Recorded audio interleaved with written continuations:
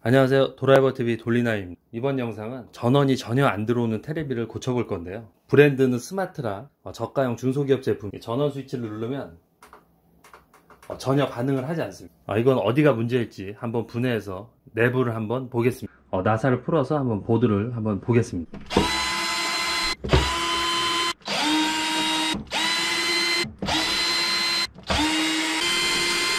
일단은 나사를 다 풀었고요. 커버를 빼보겠습니다. 이쪽이 파워보드, 이게 메인보드거든요. 보통 TV 같은 경우에 전원이 안 들어오거나 뭐 오작동을 하게 되면 요 파워 부분이 고장이 나거든요. 혹시 테스터기가 있으시면 요렇게 이 메인보드 쪽으로 연결되는데 이 부분에 이제 볼트를 측정해 보세요. 여기 보시면 써 있는데 보통 12V, 뭐 5V, 5V 이렇게 볼트들이 나오는데 12V 출력 전압이 안 나오면 파워보드가 고장난 거거든요. 그렇게 되면 여러분들이 하실 수 있는 방법은 보드를 보시고 이 콘덴서 쪽에 이렇게 부풀어 오른 것들이 가끔 있거든요. 그런 것들이 있으면 이제 그런 거를 교체해 주시고, 만약에 육안으로 확인해서 고장난 부분이 없는 것 같고 요런 부분을, 요런 다이오드인데 요런 것들 이제 쇼트캅을 한번 재보세요.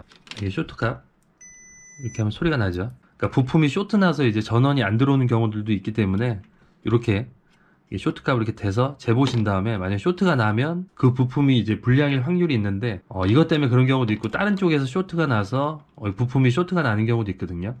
일단 이런 것들 한번 부품을 인두기를 이용해서 떼어내신 다음에, 그 다음에 떼어낸 상태에서 쇼트값을 재보세요. 그렇게 해서 쇼트값이 나오면 그 부품이 불량이기 때문에 똑같은 부품을 구하셔서 껴주시면 됩니다. 혹시 뭐 휴지가 있으면 휴지 쪽이 연결이 안 돼 있으면 그건 전원이 안 들어오기 때문에 휴지 쪽 체크하면서 이제 쇼트 값을 찾아주면 수리가 되실 거예요. 그리고 만약 이런 것 저런 거 다 안 된다, 힘들다, 수리하는 게 좀 일반인들은 또 힘들 수가 있잖아요. 그러면 이제 보드마다 이제 보드 모델명이 있는데 이렇게 모델명이 써 있습니다. 요거 같은 건 TV3902-ZC02-01 이렇게 보드명을 네이버나 이제 구글에서 검색을 해보세요. 그러면 알리익스프레스나 아마존이나 뭐 이런 곳에서 이 보드를 판매를 하거든요. 그럼 그 보드를 구해서 바꿔 끼시기만 하면 됩니다. 이 보드 같은 경우에 어느 정도 하는지 한번 가격을 한번 확인해 보겠습니다. 이렇게 이제 보드명을 쳐주고 엔터를 한번 눌러볼게요. 그러면 이렇게 여러 가지 보드들이 나오잖아요. 가격이 저렴하고 판매량이 좀 많았던 것, 그런 것들을 이제 구매해서 주문을 하시면 됩니다. 이게 똑같죠, 보드가. 그러면 이 보드를 주문을 하셔가지고 구매를 하시면 됩니다. 그러면 이 물건이 들어오면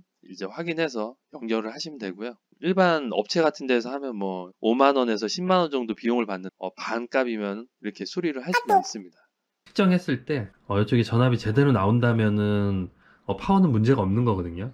근데 보통 전원 쪽 문제가 생기면 TV 같은 경우에 파워 쪽이 거의 한 8, 90%는 파워 쪽에서 불량이 나기 때문에 파워 쪽을 이제 보시는 게 맞고요. 만약에 파워 쪽에 문제가 없고 이쪽을 볼트가 정확하게 다 들어가는데 얘가 이제 화면을 못 띄워준다, 그러면 얘가 불량입니다. 얘도 마찬가지로 이렇게 콘덴서들이 이렇게 붙어 있거든요. 이렇게 콘덴서들이 붙어 있는데 이런 것들이 이제 불어 있거나 그러면 이런 애들을 갈아주시면 되시고, 만약에 못 찾겠다 그러면 이것도 마찬가지로 보드에 이렇게 모델명이 있거든요. 이 모델명을 검색을 하셔가지고 메인보드를 구매를 하셔가지고 수리를 하시면 돼요. 근데 보드 값이 싸면 다행인데 비싸면 좀 무리가 있겠죠. 만약 메인보드 새 제품이 비싸면 중고나라나 그런 장터에서 패널이 파손된 그런 TV들이 있어요. 그럼 걔네들은 보드들이 살아있을 확률들이 높은 것들이거든요. 그 다음에 켰을 때 화면이 다 뜨기 때문에 뜨는 거 확인하고, 화면에 뜨는 거라면 보드들은 다 살아있는 겁니다. 그럼 걔네들을 구매를 하셔서 보드를 교체를 해주시면 돼요. 그런 파손된 것들은 가격이 엄청 싸요. 10,000원에서 뭐 20,000원 정도에 판매하시는 분들 계시고, 뭐 인치가 큰 것들은 뭐 5만원에서 뭐 6만원 정도까지도 거래를 하고 있기 때문에 그냥 보드 사는 것보다 더 쌀 수가 있습니다.